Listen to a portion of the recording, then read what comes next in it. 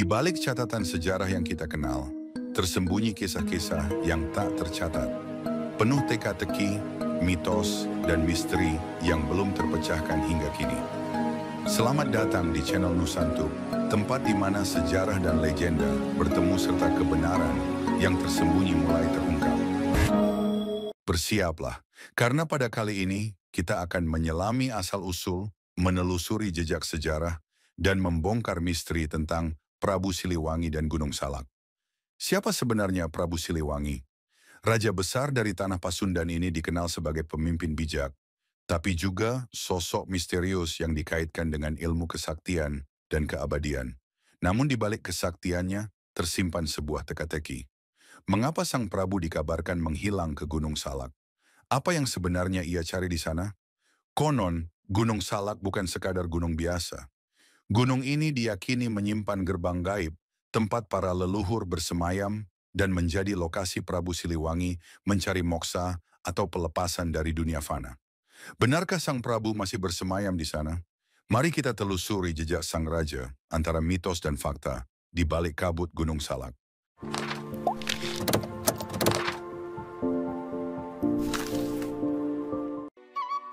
Prabu Siliwangi, nama yang melegenda di tanah Sunda. Seorang raja besar dari kerajaan Pajajaran, pemimpin yang dikenal arif, sakti mandraguna, dan dekat dengan alam. Namun hingga hari ini, kisah tentang akhir hidupnya masih menjadi misteri besar. Banyak yang percaya, ia tidak pernah benar-benar meninggal, melainkan menghilang, lenyap, ke dalam rimba Gunung Salak. Siapa Prabu Siliwangi? Prabu Siliwangi adalah raja besar dari kerajaan Sunda Pajajaran yang diperkirakan berkuasa pada abad ke-15. Ia dikenal karena menyatukan wilayah Tatar Sunda dan membawa kerajaannya mencapai masa keemasan. Dalam legenda, ia juga dikenal sebagai pemimpin yang sangat mencintai rakyat dan alam. Ia dipercaya memiliki hubungan spiritual dengan harimau yang kemudian menjadi simbol kekuatannya. Namun sejarahnya tidak hanya berhenti di situ. Ketika Islam mulai berkembang di tanah Sunda, Prabu Siliwangi menghadapi dilema besar, mempertahankan kepercayaan lama atau menerima perubahan zaman. Gunung Salak, tempat hilangnya sang raja. Konon setelah menolak memeluk Islam dan memilih jalan spiritualnya sendiri, Prabu Siliwangi pergi menuju Gunung Salak. Di sanalah ia melakukan semedi, dan diyakini moksa atau menghilang secara fisik dan hanya meninggalkan jejak gaib.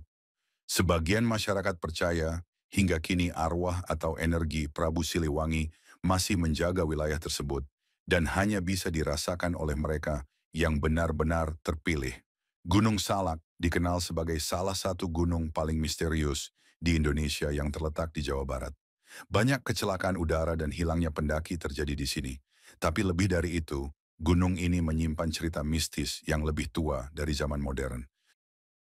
Apa yang dicari sang Prabu?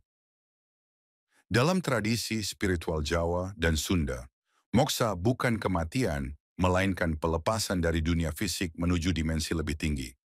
Prabu Siliwangi diyakini mencari penyatuan dengan semesta, sebuah pencapaian tertinggi dari perjalanan hidupnya. Gunung Salak, menurut kepercayaan lokal, dianggap sebagai tempat berkumpulnya roh para leluhur dan tempat berlangsungnya pertemuan dunia nyata dan dunia gaib. Keputusan Raja Siliwangi untuk menuju Gunung Salak bukanlah tanpa alasan sebagai pemimpin besar. Ia memahami bahwa kekuasaan duniawi hanyalah sementara.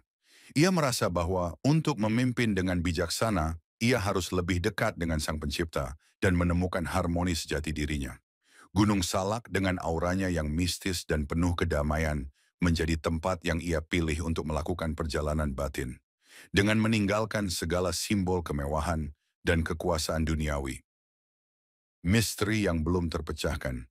Hingga kini, banyak orang datang ke Gunung Salak untuk bertapa, mencari wangsit, atau bahkan bertemu sosok Prabu Siliwangi secara gaib.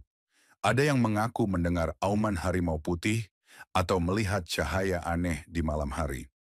Beberapa tokoh spiritual menyebutkan bahwa Gunung Salak adalah salah satu titik energi besar bumi, dan Prabu Siliwangi adalah penjaganya.